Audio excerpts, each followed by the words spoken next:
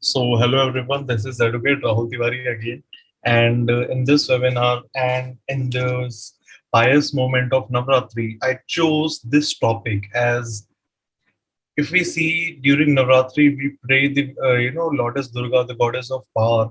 And the thing is, for 9 days, we completely, we try to, live in a very austere life. And we try to rectify our deeds and we try to, this 9 day fasting, we try to regulate our all the bodily function. But it is equally important at the same point of time to regulate our thoughts also, to regulate our mentality, to regulate our thoughts as well as our outlook towards women. That's more important. Okay, because last day, if we remember, a very heinous rape case happened, which was the infamous Agra rape case, where even shockingly the authorities, especially the senior IPS officer, who came into the support, and they said that because no semen was found inside the woman's body, so there are no chances of a rape. It was quite unfortunate because if someone is selected in police service, especially at such a higher level, it is bound and it is understandable that he must have been told, or he must have during his or her training, he must have been taught about the basics of IPC and everything about in fact not basic but all the aspects of IPC, CRPC and evidence. So that's one thing that which actually showed the harsh reality of the society. So before we move forward, I mean, in this webinar, I'm going to discuss like what is a rape, what is rape, which is defined in section 375 and its punishment in section 376, with a bit of relevance on POXO cases, POXO Act. Then I'll teach you in the importance of direct reading. Then an important aspect that whether the attempt of rape also constitute rape or is it not, like if someone attempts rape, so will that also be a rape case, or will that be amount to use of criminal force or attempt in intent to outrage her modesty, outrage the modesty of the woman. This is one area where we actually need to look up to. Then the concept of marital rape, and lastly the outlook of the society. And because so I'll try to sum up this session in an hour and a half, and I'll take your questions also. And also, before I move forward, let's just understand one thing. First of all, I mean, as it's a Navratra period, is the second day of Navratra, and let's just imbibe this thing in our mentality or in our consciousness that the clothes of a woman never causes a rape. Okay, it is the eyesight, it is the mentality which leads to these kind of heinous offenses.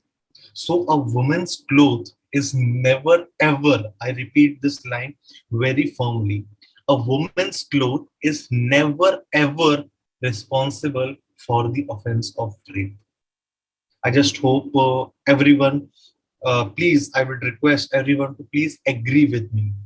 Because if that would have been the case, then even the senior citizens or even the women who are less than whose age was at the time of this commission of the act was less than 6 months, then obviously I would like to know that what kind of lust feeling their clothes propagated. Okay, so that's where we need to question ourselves, we need to ask ourselves. Okay, and we have to first understand, and it has to be there that it is not, see, it is not the clothes of the woman which is responsible for the rape, but it is the eyesight, it is the mentality, it is the thought process which leads to which leads to commission of such heinous act. We have to first accept this fact. Okay, it is the eyesight, it is the mentality, it is the, what should I say, the thought process. Okay, so please, before I move forward, we have to first of all understand this thing. Now, first of all, my dear students, I have also seen this thing amongst many students that whenever they have to read about any law, they just straight away open the book and see. For this webinar, I'm just carrying this way. Okay. So may I know, like, if suppose if you want to get an update, so suppose if you want to get a legal update, or if you want to get an update about the statistics of the crime which has happened in a particular year, I mean, which website or which platform will you refer? Can anyone like enlighten me? See, Hello. students, first of all, understand it's okay to give wrong answers. Okay, you are here to learn. It's okay to give wrong answer, and I'm here to teach. So, what will happen if you even if you give the wrong answer? Doesn't matter. I'll correct you. Okay, so please give it a try. See, I know the answer. I can tell you the answer straight away. But the thing is, it is you who should first do the research part. Okay, please. So Yeah. I think it is the Crime Records Bureau, the National Crime Records Bureau, which keeps a compilation of Yes, all correct the answer. statistics every year, year by year. NCRB. Those reports are called NCRB reports. National Crime Reports Bureau. It is the most authentic place to check the statistics of the crime which has taken place in India on annual basis. Okay. Now, if you wish to if you want to refer to any legal updates or any legal issue, which are the most authentic, I would say, which are the most authentic sources which you should refer actually. These things are important. Like suppose if you want to actually see the statistics, which website will you or which platform will, you will refer. If you wish to if you wish to go for the statistics, if you want to collect the data for your empirical research, which platform or which data which you have to refer. All these things are important. So please, like first answer I have received is the NCRB. It's fine. But what's next? About the legal research or about if you want to get the legal update. Yeah. The newspaper is also good. Live Law and Bar and Bench newspaper. Yes, live. I will not say newspaper. Your good name, ma'am? Pooja. So, Pooja, ma'am, I will not say newspaper, but yes, definitely live law or bar and bench. So, yes, Because sir, kudos I am to you. referring that only. Yeah. You should actually refer to that only, not the other stuff. Because see, if some sensational news comes up regarding a case, just compare what you see in the live law, the kind of updates, because I refer to live law, I've taken the annual subscription also. So what kind of updates, and that too without any emotion, just straight forward updates which you will receive on live law, and the difference in reporting and the analysis of that particular case on live law, and the same on the any other print media or digital media. Okay, Yes, sir. so that is why I always say that please refer to live law. So yes, now, so I'm also an educator. I'm also an educator at Study IQ. I'm also an educator at So Legal, where I'm teaching. Currently, I'm teaching CRPC and drafting, and this is one of my module. This was my module number 39. Okay, where I have defined, where I have taught rape, and this was the compilation of my module. And through such modules, I mean, and how I make this module. First, I give preference to the parent. So this is how I teach. And first of all, the basic is first I explain the concepts of Berect, and then I tell the students to now refer to the books. Why? Because unless and until, because in the Berect, the explanation of a particular crime or a concept is straightforward. It is without any bias. So if you don't read the Berect first, and if you just straight away switch to the books, that's where you get bias towards either any particular section, or even if you don't get biased, the thing is that you won't be reading the actual law, but you will be reading the interpretation of that particular term. So if you don't read the Barrett at the first instance and you straight away jump to study KD Core or PSA PLI, so that's where you're not studying the law. Okay, you are basically reading the interpretation of KD of IPC by KD Core or interpretation of IPC by PSA PLI. So this is a major difference which you need to check, and that is why the real approach is that first read the Bare Act. So when we read about the rape part, what is the actual definition? See this. The first word what we see, a man. It means that the crime of rape is not gender neutral in India. It means that only a man can rape. So what does it say? A man is said to have commit the rape if he, see this, if he, first of all, penetrates his penis to any extent into the vagina, mouth, uterus, or anus of a woman, or makes her do so with him or any other person. So this is the first definition, and this first definition itself clearly says that, can you see this this phrase in the subclause A of section 375? To any extent. So even if the penetration of a penis is not complete inside the vagina, okay, even that is a rape. So even if a part of vagina is penetrated inside the woman's mouth, uterus, anus, or vagina, it is a rape. So even if there is a slight penetration, and if there is a slight penetration of penis inside the woman's vagina, that's where it is impossible for the semen to be present inside the woman's body.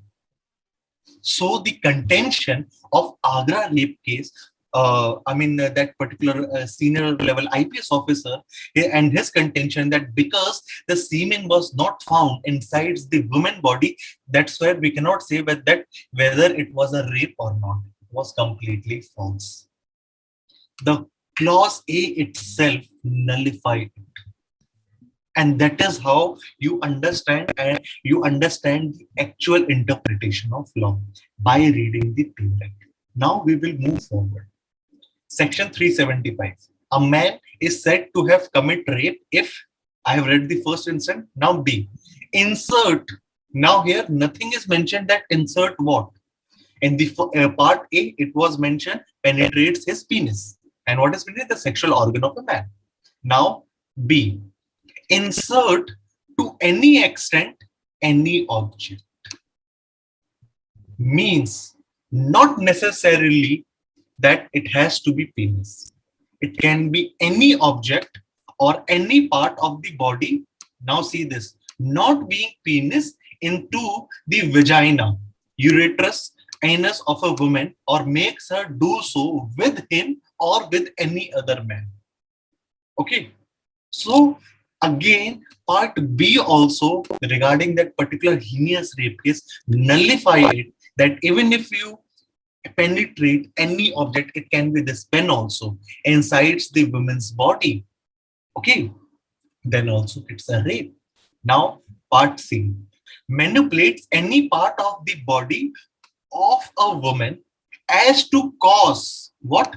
As to cause, see this, I'm highlighting it, as to cause penetration into the vagina, uterus, anus, or any part of the body. Now, any part of the body can be her mouth, her nostrils, her ears also. Okay, means any part of the woman's body, or makes her do so with him or with any other person. Again, by part C, it is clear that even if the act of rape or of this offense is done in this way, there are chances that there won't be any traces of traces of semen inside the woman's body. So A, B, and C clause of section 375 clearly mandates what is rape. It simply means penetration inside the woman's body. And under what condition? I'll explain that also. Now, part 4.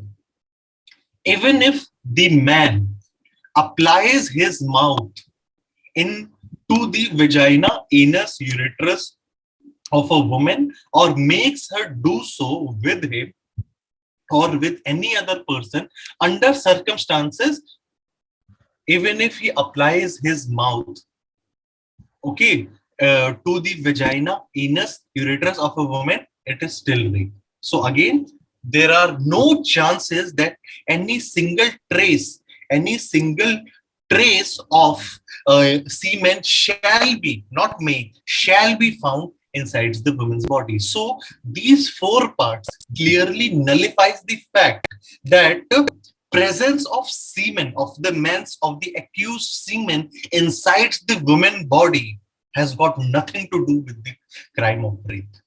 Okay, so I just hope with this kind of explanation you will remember this throughout your life. Now, but under what circumstances? If these things are done, under what circumstances then it will be rape? Firstly, if it is done against her will. Secondly, if it is done without her consent. Thirdly, if with her consent, when her consent has been obtained by putting her or any other person can be her children, her husband, her siblings, her parents, or her lover, anyone, any person to whom she is interested in fear of death or hurt. Now I will stop over here. Firstly, against her will, if the penetration or insertion happens, or manipulation or application of mouth, these 4 parts happens against her will, it's a rape. Without her consent, it's a rape. With her consent, by obtaining, by putting her in a fear, it's a rape. Now, secondly clause.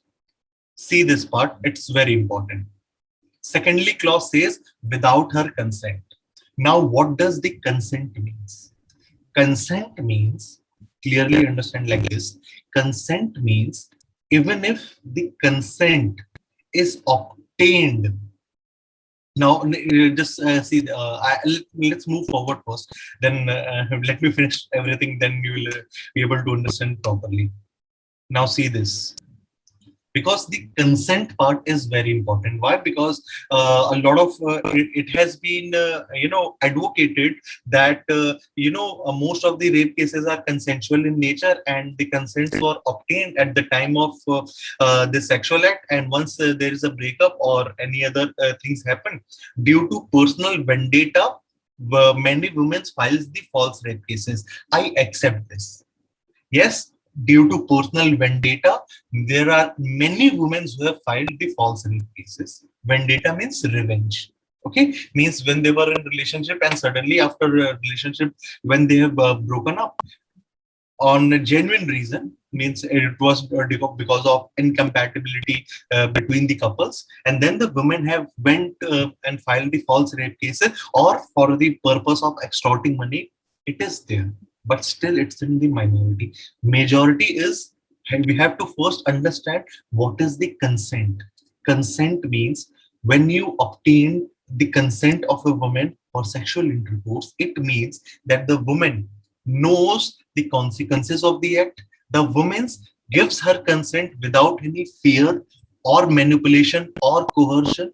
When the woman gives the consent in her full confidence, write these things down, okay?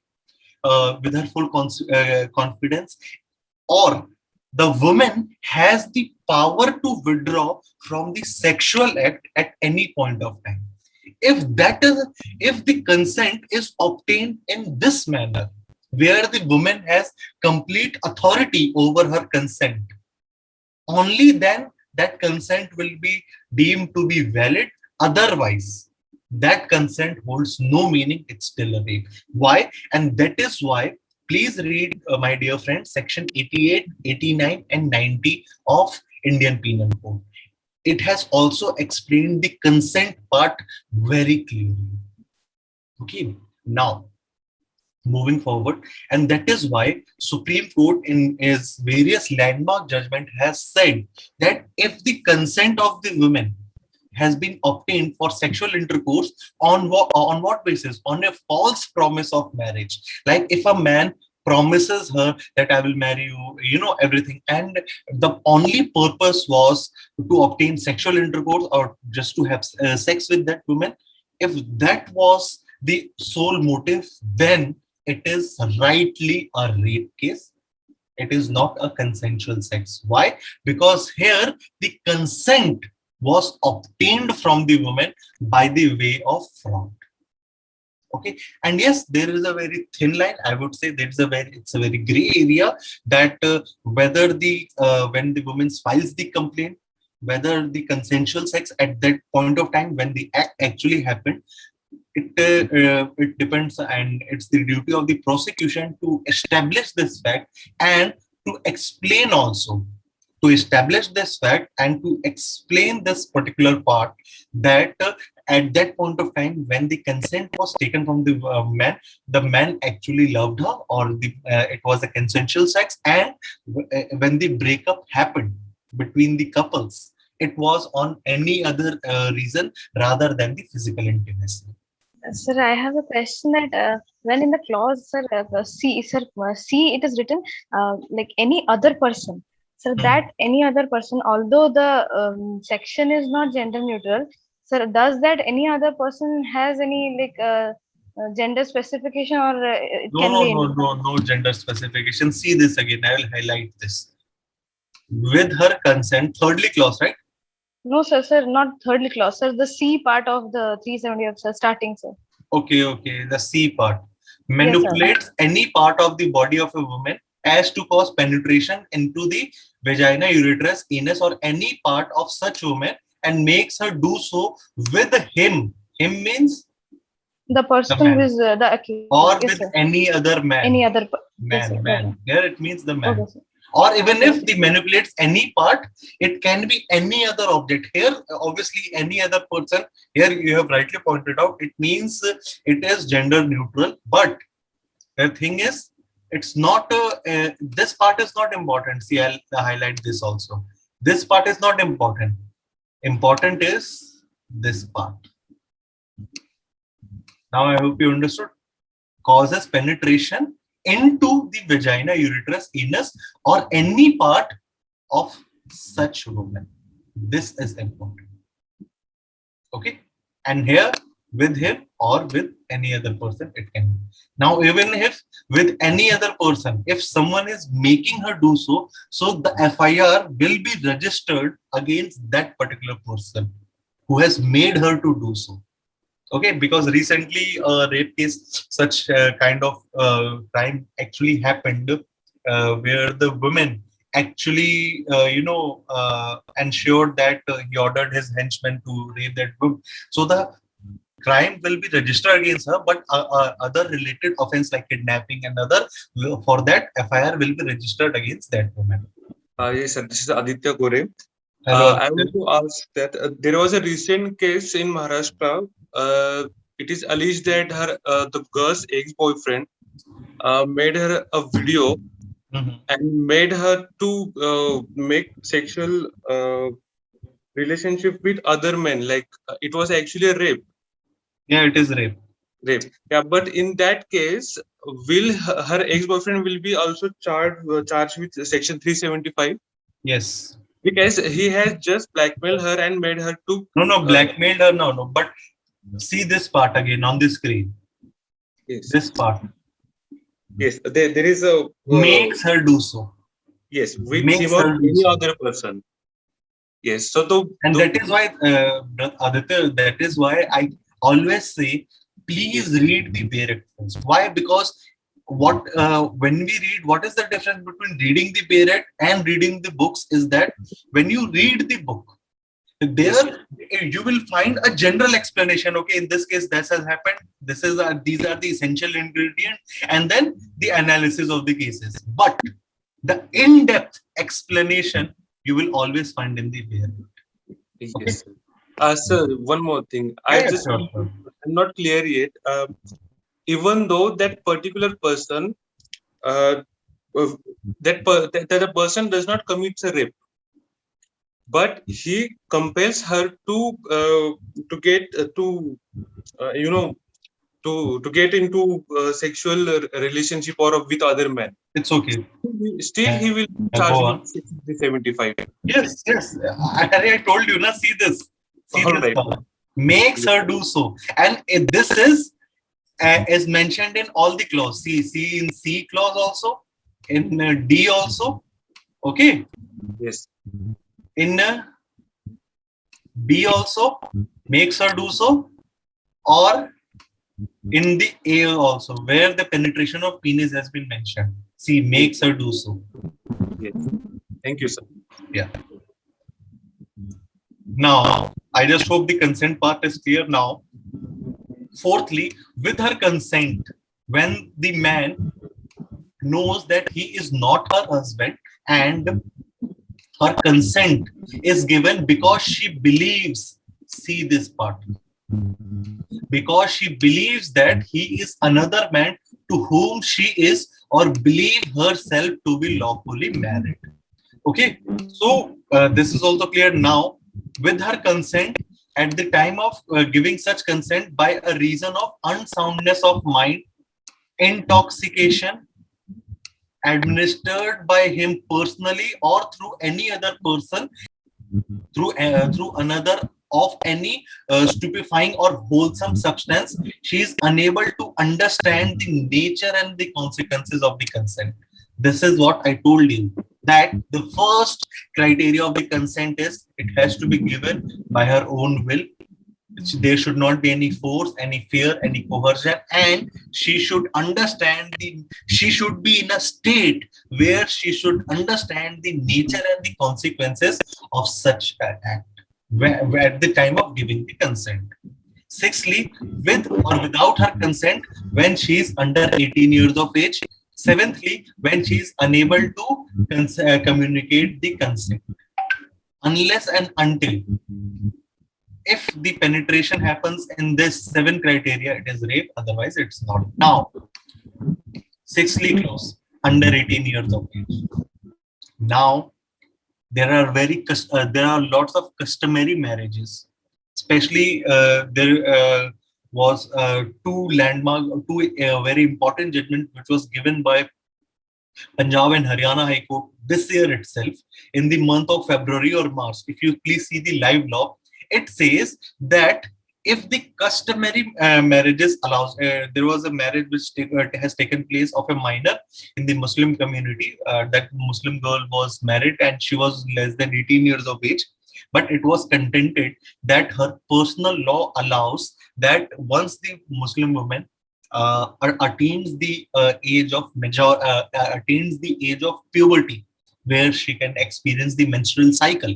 Okay, once the woman attains the age of puberty, she has the right, according to their customary marriage, she has the right to get married, and under that circumstances, it shall not be considered as a crime of rape. And the Punjab and Haryana High Court in this year itself has rightfully given the assent that yes, if the personal law allows, or if the customary practices allows, where the minors not less than 13 years of age, okay, or if it is 16 years of age, at the age of puberty, once if the woman has crosses the age of puberty and then she gets married according to the personal law, then it is not the rape. Now, let's move forward. When we read the Bare Act, you will always find these things: explanation and exceptions. And in the above, see this part. Now, whenever you see the explanation part means that this portion of the Bare Act or this portion of the section, it further explains the various important terms of that section. And that a first explanation is that for the purpose of this section, the word vagina shall also include the labia majora. It means which is the upper layer of that woman's sexual and reproductive organ. The upper layer also is also included in the term vagina. Okay, so even if there is a slight penetration, the purpose of explaining this word vagina to this extent is because to ensure and to broaden the horizon of this particular section, that even if there is a slight penetration, okay, of any object, whether it's a penis or any other object, it should be included under this section. Okay, now explanation 2. Consent means, yes, which I have explained earlier, it means the unequivocal voluntary agreement when the women, by either words, by gesture, or by any form of verbal or non-verbal communication. See this part. Seventhly, if the woman is not able to communicate the consent and then the sexual intercourse happen, it's a rape. And for that purpose, in law, when you read the Bail Act, for every issue, there is an explanation either in that section or in the subsequent section. Like when we talk about the CGM code, in the CRPC, it is explained in section 12, and the power that the CGM shall try the offense which has got the CGM is what first is the GMFC, then after being promoted we become a chief judicial magistrate, and then the court of sessions start. So the CGM court, it has explained where the offenses where the punishment is less than 7 years, it shall be tried in the court of CGM. Okay, now again, the consent part.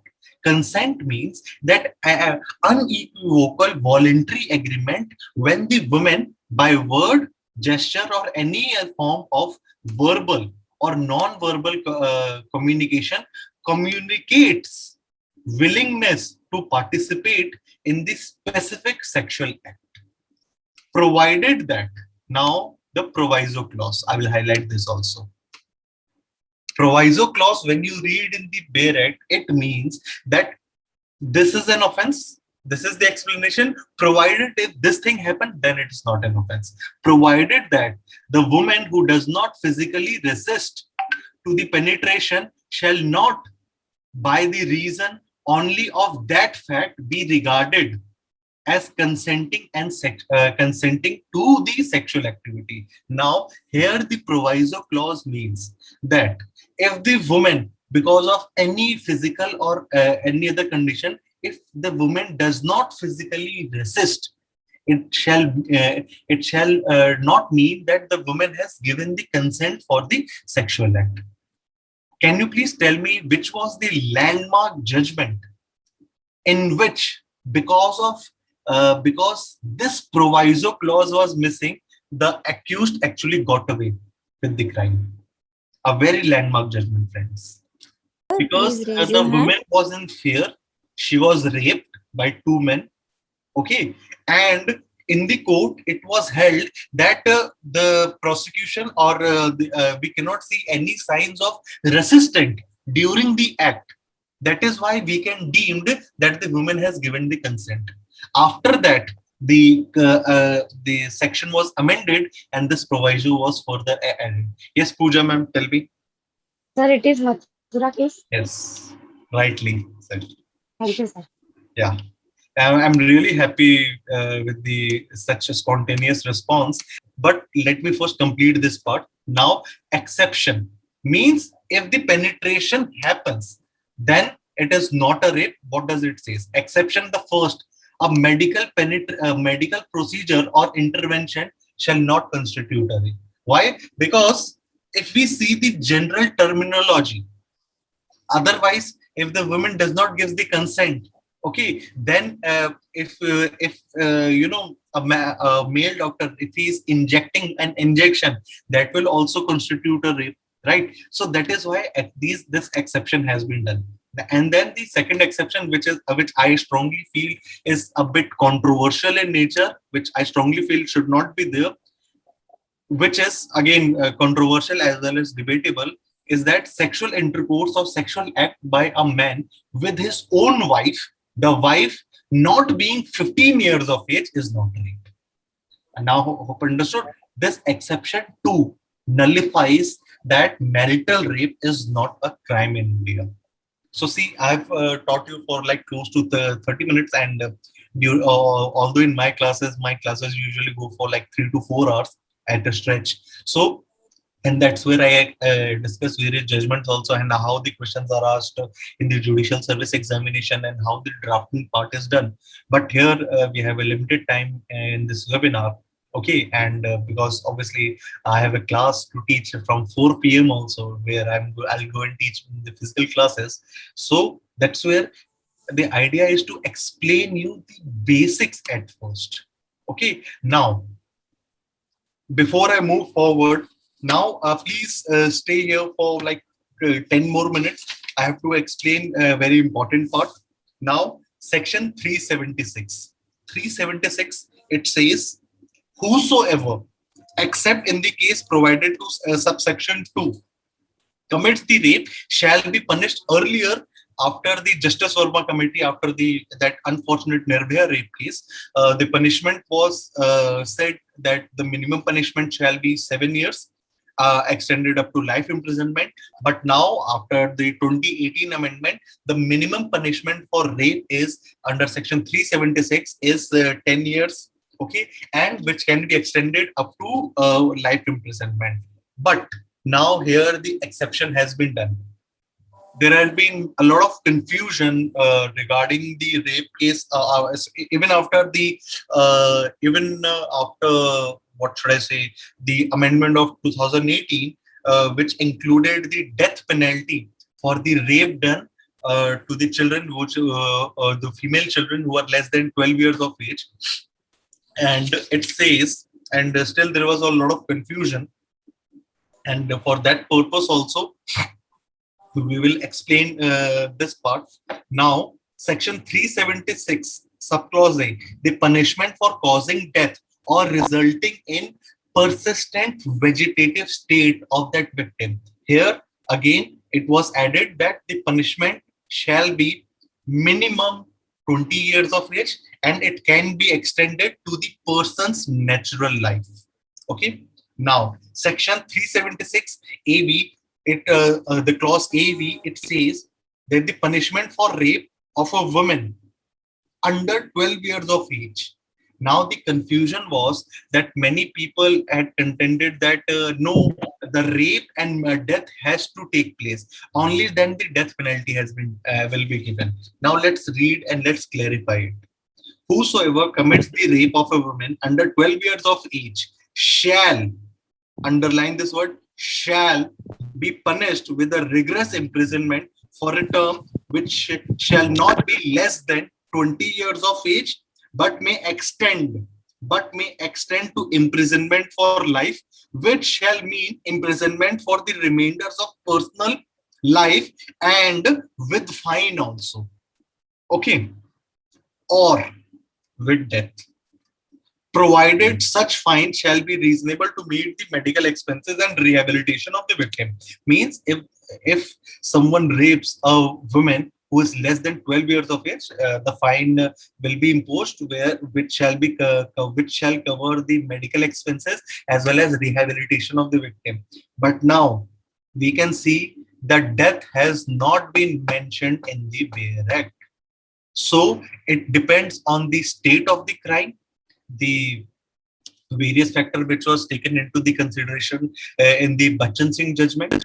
Okay, so it is equally important to understand that even if the death does not take place, the death penalty can be given the nature of the offense committed. Okay, if the rape is done under 12 years of age, keep this thing in mind.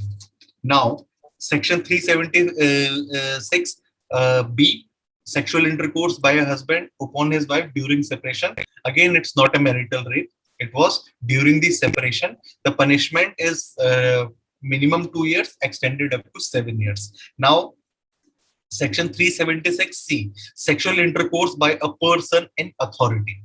Now the term authority means the person. Authority means that the person is in a fiduciary relation also. Fiduciary relation between where the one person is the relation between a person with the another person is the relation of interest, like a teacher and a student, or a trustee trustee and a beneficiary.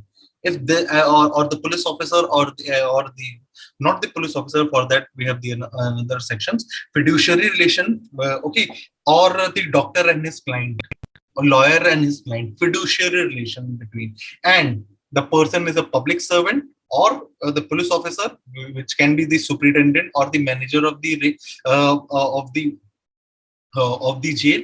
And here also the punishment is, it means that if a person is at a fiduciary, holds a fiduciary relationship, and the person misuses his fiduciary relationship and induces the woman in sexual intercourse. Induces, this word is important. There the punishment shall not be less than 5 years, which can be extended up to 10 years. Again, section 376, it talks about gang rape. In gang rape, death penalty is not there. But if the gang rape takes place of a woman who is less than 16 years of age, again, it's a life imprisonment is done. But again, if the gang rape takes place of a woman which is less than, which is the last subsection of section 376 DB, which says about the punishment for gang rape on women under 12 years of age. Again, if there is a 12 years of age, even if the death is not taken place, the death penalty can be given. Now, the last concept. Please write down this judgment in Rajendra Jamwal Gandhi in 1979. Rajendra Jamwal Gandhi versus State of Maharashtra, 1979 Supreme Court. There, actually, what happened that a man attempted rape. Now, what is an attempt and an offense? See, when a criminal act is completed, like suppose if a person wants to commit a murder, he shot a person and the bullets has hit the person and the person has died. Means the offense is completed.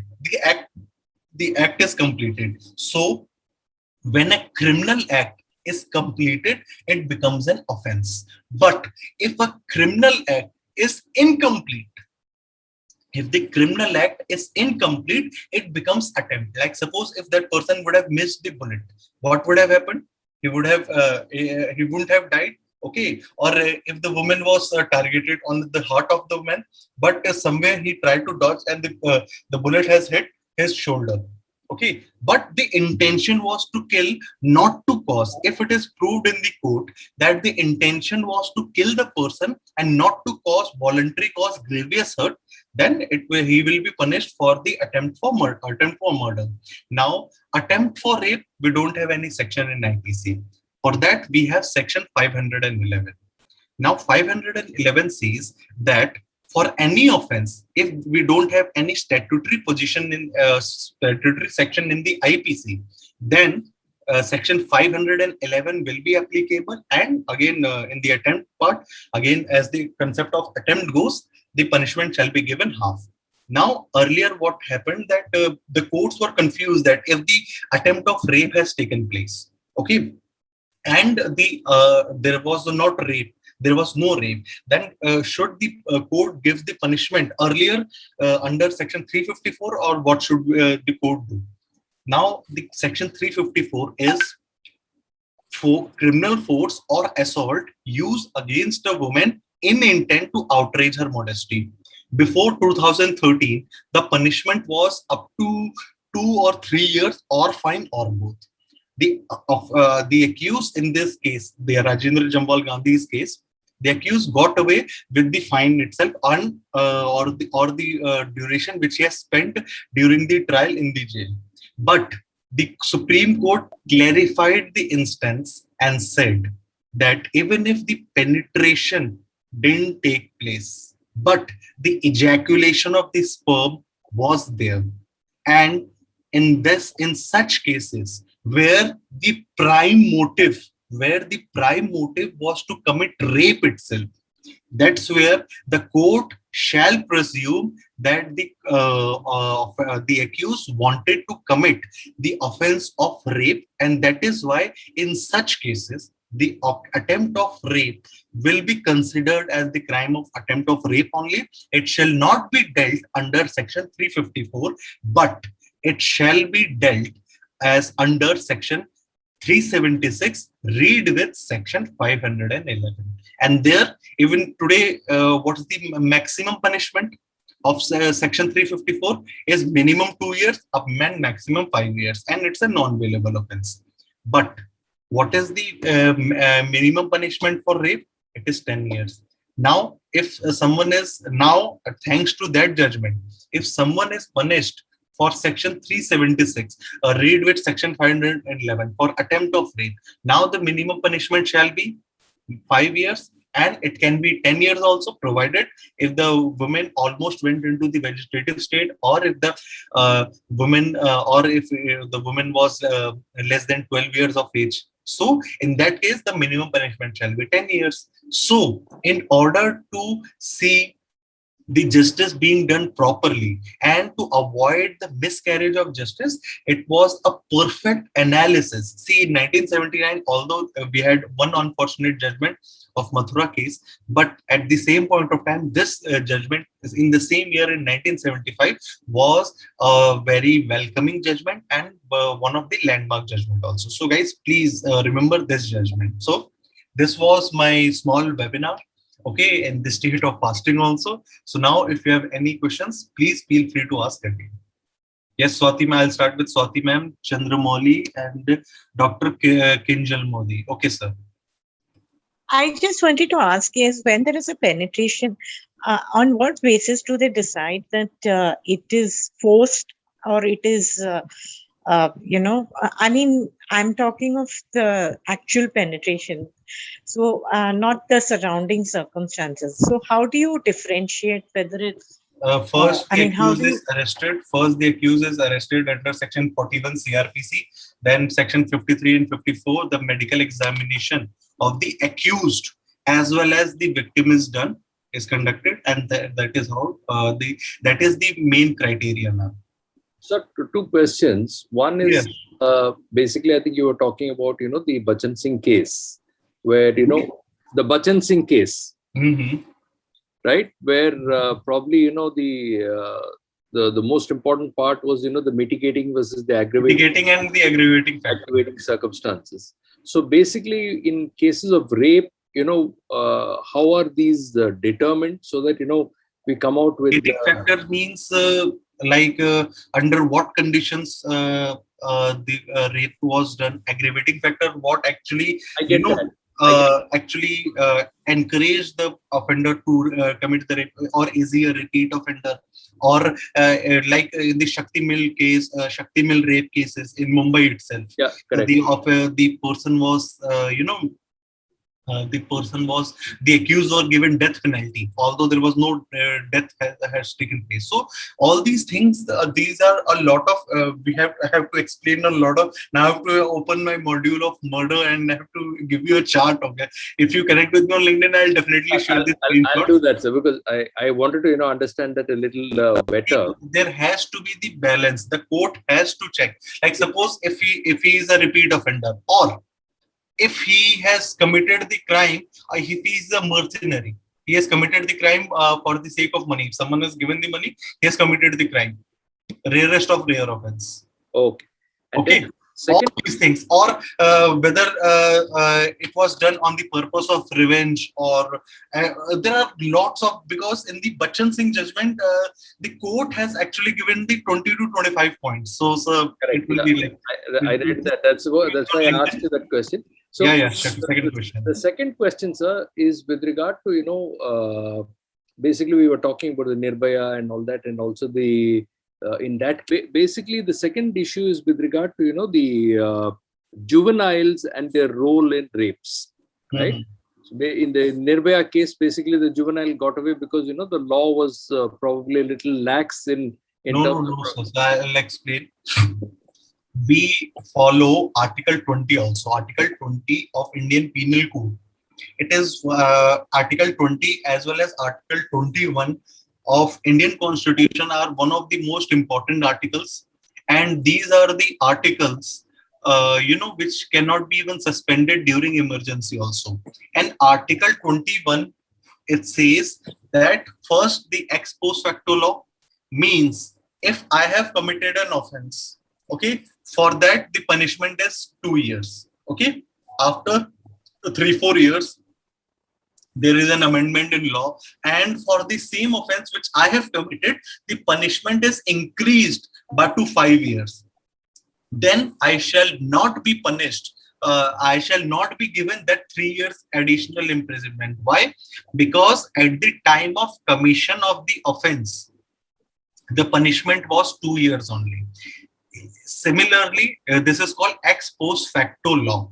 Second is the double jeopardy, means no separate offense, or like there shall not be trial for the second time for the same offense. Yeah. And third is the self-incrimination, but that's not relevant to your question. The relevance is in the Nirbhaya question, a Nirbhaya rape case, the juvenile who had committed the rape. At that point of time, the law of the land was that any person less than 18 years of age shall be treated as juvenile, and most importantly, the JJ Act will be applicable, and during that period, and he shall not be sent to the central jails, and he shall be kept in the correctional home, and the maximum punishment shall be 3 years. After that incident happened, the country realized, and then the Justice Verma Committee was set up, and then we had amendment, and the law was amended that any person who is more than 16 years of age and less than 18 years of age shall be treated juvenile. But if he has committed the offense of such nature, then he shall be given regular imprisonment. The regular trial will be take place, and he shall be punished accordingly. As adult, he shall be treated as adult, and he shall be punished accordingly, except the death penalty. He shall be given all the punishment. But because that amendment happened after that unfortunate incident, that law was not applicable on that juvenile. Again, in the age determination part, the basic established evidence is our matriculation certificate. So if matriculation certificate is there, the court will not order for bone ossification test, and it will be presumed that the matriculation certificate, the 10th pass, once the has cleared the 10th examination also, that matriculation certificate shall be treated as the most important age proof. Okay, sir. Thank you, sir. My question is that recently we had a Me Too event in which few claims were actually genuine and few claims were fabricated ones also. So how to defend those fabricated ones? Because then any female claiming you that this was done with me, to defend for a male is very difficult. So if suppose we are the lawyer for the male side, then how to defend such cases? So the fabricated ones, yes, we have that thing, the defamation law, sir. And filing false case and filing false cases, section 191 and 192 of Indian Penal Code. And also you can, if the damage has been done, then you can also ask for the compensation also. But Rahul sir, how to prove that thing is wrong? That's my question. Is that, sir? It's very difficult that's the question of trial, sir. Sir, that's the question of question. That's a question of trial. That you have to file the first the FIR. You have to file the complaint, and then obviously then the case will start, and that's the job of your advocate, sir. And that's the question of trial, sir. We cannot say that thing, just out of the box within 2 minutes that yes, this has happened. Yeah, I can just give you the legal remedies or the legal provisions which is there to support you for this part. Just few months back, we had a case, not even a few months back, maybe a year back, we had a case in Mumbai wherein a boy of 11 or 12 years old was sexually abused by other guys in his own vicinity. Around it was a situation where 16 or 15 boys were doing this. Okay, so now Section don't we think that 377, sir, unnatural offense. yes, yes, but I want to say that why can't we put this under also rape? See, it cannot be a case where you can just say it's just act of sodomy, unnatural act, and then you declassify, because that guy was not even given a consent. Why he was done something which is against Obviously, his will? sir, that is why we have the offense of Section 377, where the punishment is 10 years and which can be extended up to life imprisonment. Yes, sir. But as of right now, 377 has lost its tooth. No, That we who can said? Who said? see. We are Especially seeing. when we are dealing with the children, the offense, the authorities and the laws are very strict, sir. Like I Again, have dealt a case where the family was a very affluent and respectable person, but the only issue has arisen that they have kept a person who was like 13 to 14 years old, and that person was their servant. And they didn't do anything wrong, but because there was some issue regarding the work or some salary, that child has ran away, and then the child was caught by the police and he was sent to the juvenile home, and these part the child KCWC Child Welfare Committee part had made life difficult for that person, sir. So we do have laws which deals with such offences, and we have Section 377, and it's sir, trust me, I am a criminal lawyer. It still holds a huge relevancy when, especially when the offence is related to the children's. Okay, sir. Why? Because I've told you the medical examination part of the arrest, and that the same concept I'm going to teach tomorrow in my classes. It's important, and once the medical examination is there, then it will be very difficult for the person to get away. Okay. Thank you so much for making this session so interactive. And thank you to all the participants for being here. Thank you so much, everyone.